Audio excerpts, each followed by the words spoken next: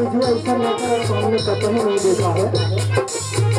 बड़े सुंदर भाव में कहती है सर, ऐसा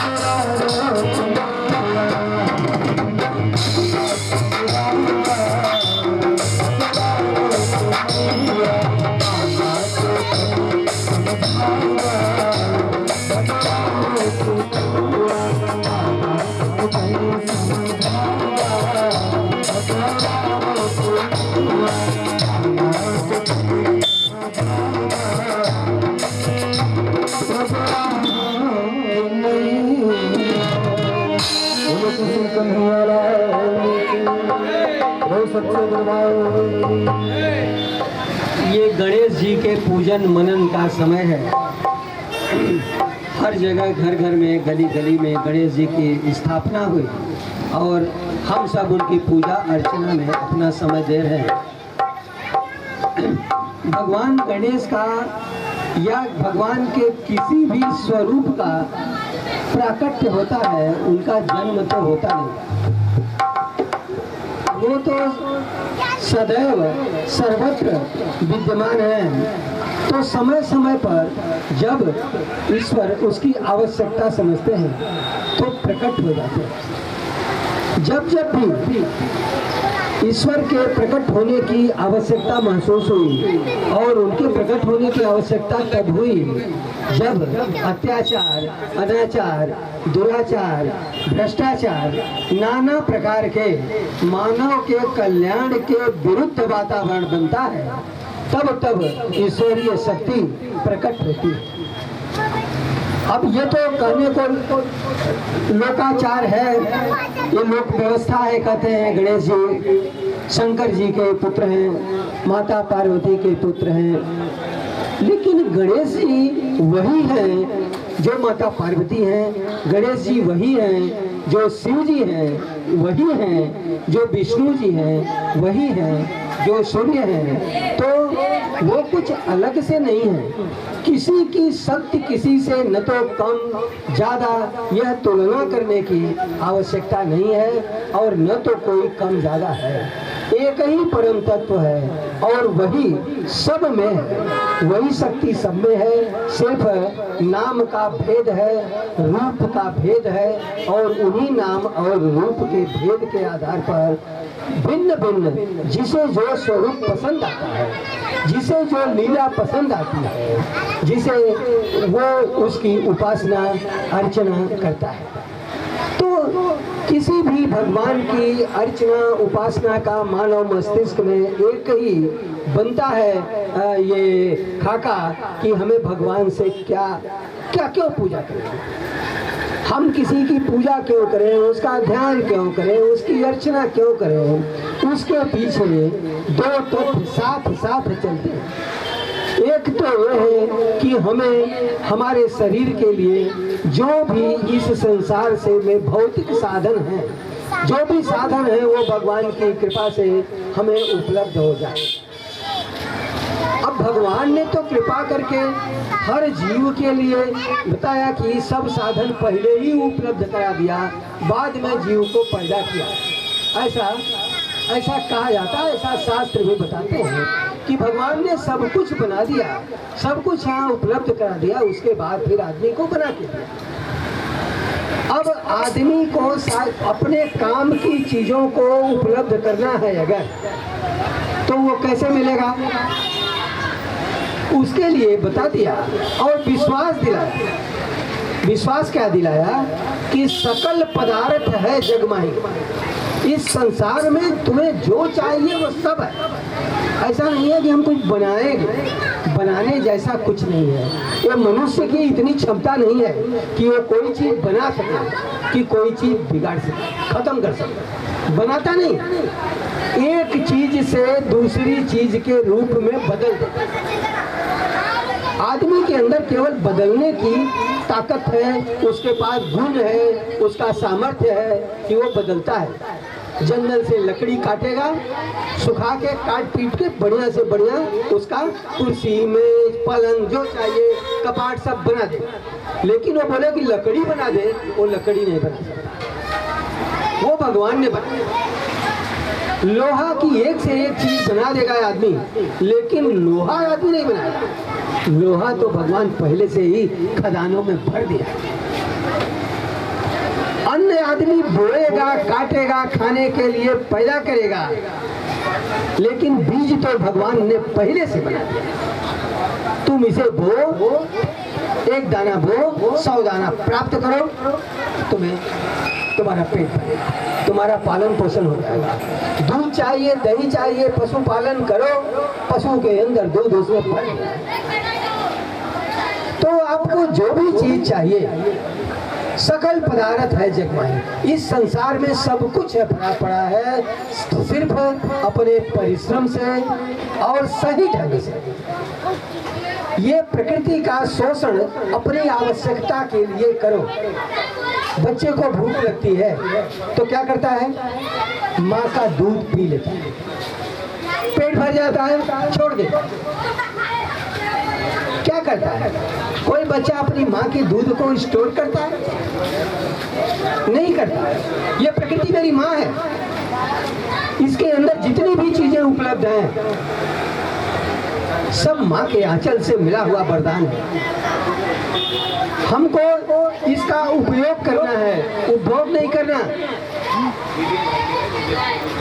जब तक हम प्रकृति से मिली हुई चीजों का उपयोग करेंगे अपने जरूरत के लिए, तब तक प्रकृति अपना वात्सल्य लुटाती रहेगी, हमसे कभी नाराज नहीं होगी। और जिस दिन हम प्रकृति का उपभोग करने लग जाते हैं तब प्रकृति भी झल्ला जाती है। छोटा बच्चा माँ का दूध पीता है तो माँ खुशी खुशी बड़े वात्सल्य के साथ माँ को बच्चे को स्तनपान कराती है और उसका पेट भर देती है। लेकिन वही बच्चा अगर शरारत करे, शरीर को नोचने लगे तो माँ झल्ला के उठा के बाहर फेंक देती है। चलो, तो यही काम प्रकृति भी करती है। जब हम प्रकृति के संसाधनों का अपनी आवश्यकता के लिए उपयोग करते हैं तो प्रकृति बड़ी वात्सल्यमयी है, वो हर चीज हमारे उपयोग की चीजें हमें उपलब्ध कराती है। लेकिन जब हम उसका उपभोग करने लगते हैं, जब माँ से शरारत करने लगते हैं, जब हम उसका अतिक्रमण करने लगते हैं, तब प्रकृति भी अतिक्रमण कर देती है। तब कहीं बाढ़ पैदा कर देती है, कहीं भूकंप पैदा कर देती है, कहीं ज्वालामुखी फटता है, आग लग जाती है। तो ये विविध प्रकार के उत्पात हुआ करते हैं। तो गणेश जी भगवान हैं, भगवान की लीलाएं अनंत हैं। उनकी अनंत लीलाओं में एक उनके प्रसिद्धि माँ बाप के आज्ञा पालन और माँ बाप की सेवा के लिए गणेश जी बहुत ही प्रसिद्ध हैं कि अपने माँ बाप की परिक्रमा को उन्होंने जगत की परिक्रमा माना। माँ बाप को इतना उच्च स्थान दिया कि उन्हें पूरी पृथ्वी, पूरा ब्रह्मांड मान लिया और उनकी परिक्रमा करके दिल जीत लिया अपने माँ बाप का। और शिव जी ने उन्हें आशीर्वाद दे दिया कि जाओ, आप बहुत परम बुद्धिमान हो, आप जगत में सबके पूजनीय रहोगे। और खुद शंकर जी, पार्वती जी भी उनका स्मरण करती हैं। जबकि आप कथाओं में सुन चुके हैं कि शंकर पार्वती का जब विवाह हो रहा था उसमें भी गणेश जी की पूजा हुई, गणेश जी पूज्य हुए। तो गणेश जी न तो बाद में पैदा हुए न तो पहले पैदा हुए। बात यही है जो मैंने कहा कि ये पंचदेव हैं, वो एक ही हैं, उनकी शक्ति एक ही है, सामर्थ्य में कोई कमी नहीं। तो कोई भेद नहीं करे, सबको एक समझकर ईश्वर के प्रति आप अनन्य प्रेम लगाएं और ईश्वर कैसे खुश होगा ऐसा जीवन में आचरण करें। तो एक तो ये है कि हमको जो भौतिक चीजें चाहिए वो ईश्वर से मुझे प्राप्त होता रहे, इसलिए हम ईश्वर का पूजन, ईश्वर का ध्यान करते हैं। और दूसरी चीज है कि ये चीजें मिलती रहे, ये तो इस जीवन की बात है। इस जीवन के बाद भी हमारी मान्यता ये है कि दूसरा भी जीवन होता है, तो दूसरा जीवन भी हमें अच्छी जगह पर मिले। अब आप समझे कि बड़े भाग्यमान स्तन पावा, आदमी का शरीर आपको कितने भाग्य से मिला है। अगर आप मछली हो जाते तो, हम बकरा हो जाते तो हमारी क्या दशा होती। इस संसार में हर जीव सदैव भयभीत है, निर्भय कोई नहीं। तो निर्भय कौन होगा और निर्भयता कैसे मिलेगी? तो अभयम सत्व संशुद्धिर ज्ञान योग व्यवस्थित, गीता की लाइन है कि भक्त अभय होता है, भक्त को भय नहीं होता। लेकिन कौन से भक्त को? जिस भक्त को ईश्वर पर अटूट निष्ठा विश्वास होगा। तो ऐसा नहीं है कि भगवान भगवान का भरोसा भी करते रहें और अपनी तलवार पर धार भी देते रहें कि वो नहीं काम आएगा तो ये मेरा काम आएगा। तो दोनों एक साथ नहीं चलता है। ईश्वर परीक्षा करता है तो आपके अंतिम सामर्थ्य तक आपकी परीक्षा करता है। जब द्रौपदी की तरह आप अंतिम सामर्थ्य को भी हाथ उठा के सरेंडर कर देते हैं कि अब मेरे पास कोई नहीं है, अब केवल तू ही तू है, तो वो साड़ी बन के खड़ा है। तो ये विश्वास की बात है। हम ईश्वर में जितना विश्वास करें, अटूट निष्ठा रखें और सदमार्ग पर चलें, अपने आचरण को बचा के रखें, वही हमारा आचरण हमारे लिए ढाल बन के खड़ा हो जाता है। कितना भी बड़ा से बड़ा सामर्थ्यवान आदमी हो, अगर वो अपने चरित्र को नहीं बचा सका है तो एक दिन उसका पतन अवश्यंभावी है, इसे कोई टाल नहीं सकता। चाहे वह भक्त ही क्यों न हो, चाहे वह यज्ञ ही क्यों न हो, लेकिन यज्ञ का अभिप्राय अगर जन कल्याणकारी नहीं होगा तो यज्ञ का फल भी आपके लिए फलदायी नहीं होगा, वो अनिष्ट कारक हो जाएगा। आप समाज में बढ़ते हुए दुराचार की तरफ ध्यान देंगे तो पाएंगे राम का मुखौटा और राम का नाम लेकर के कितने अनाचार दुराचार हो रहे हैं कि आज अदालतों को सामने आकर और उसे रोकने का प्रयास करना पड़ रहा है। लाखों की संख्या में जिस आसाराम बापू के भक्त, जिस राम रहीम के भक्त, जिस वो रामपाल के भक्त, जी कितने कितने लोगों के भक्त, कितना जन समुदाय, ईश्वर में उसकी कितनी बड़ी अटूट आस्था है, गुरु में उसकी कितनी अटूट आस्था है। मंच से व्यास लोग, मंच से वक्ता लोग बोलते हैं नहीं नहीं, संत में और गुरु में, साधु में जरा भी अविश्वास मत करो।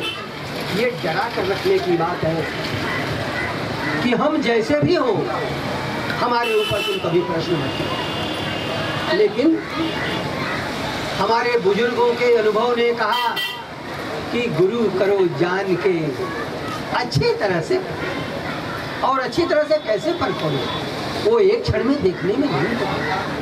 यही बात शंकर जी ने गरुड़ जी को कहकर भेजा था कि जब कछु काल करे सत्संगा, जब कुछ दिन तक साथ में रहकर सत्संग करोगे तब तुम्हें अनुभूति होगी कि सच क्या है और झूठ क्या है।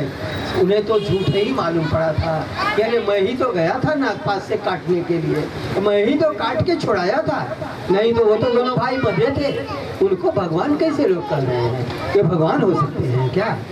तो तुम्हारा भ्रम तब दूर होगा जब कछुकाल करिए सत्संगा, जब कुछ समय तक उनके साथ रहोगे तब तुम्हें मालूम पड़ेगा कि सच्चाई क्या है। स्वभाव आदमी का और प्रभाव आदमी का ये दो अलग अलग होता है। प्रभाव ये व्यवहारिक चीज है, आप बहुत दूर रहेंगे तो आप किसी के आदमी का प्रभाव आपको पता चलेगा कि वो बहुत तेजस्वी है, बहुत बलवान है, बहुत बड़ा डाकू है, बहुत बड़ा धर्मात्मा है। जो भी उसका प्रभाव होगा, जिस तरह का प्रभाव होगा, वो आपको दूर से ही पता चल जाता है।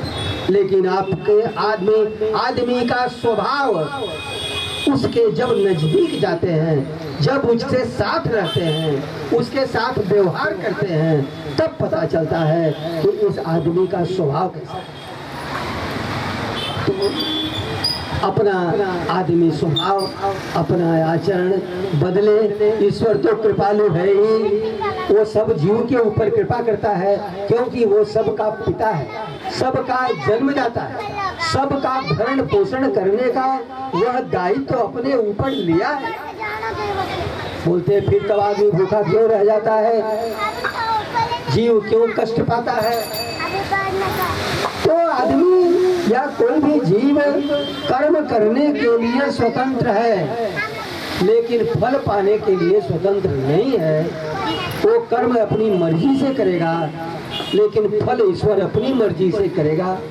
उसने कर्म के फल का सिद्धांत, उसका नियम तरीका बना के रखा है कि इस तरह का कर्म करोगे तो ऐसा फल मिलेगा, दूसरे तरह का कर्म करोगे तो दूसरा फल मिलेगा। लेकिन वो टोकने के लिए नहीं आएगा कि ये कर्म करो कि मत करो, क्योंकि उसने जन्म के साथ आदमी होने के नाते आपको दिमाग दिया, सोचने समझने की शक्ति दिया।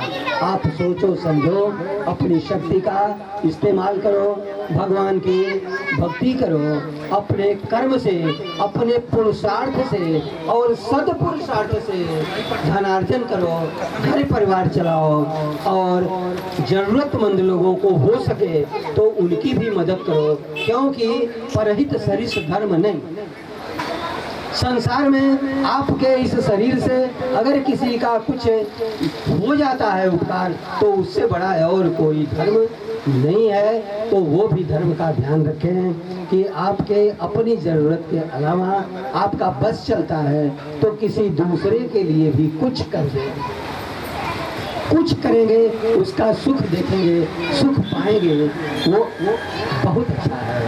वो कहने की चीज़ नहीं है, मैं कह के नहीं बता सकता। आप कभी भी किसी को कुछ दे करके देखो, कभी किसी को मदद करके देखो, देखो आपके अंदर कैसा अनुभूति होता है। ये जो देता है वही जानता है, जो नहीं देगा वो नहीं।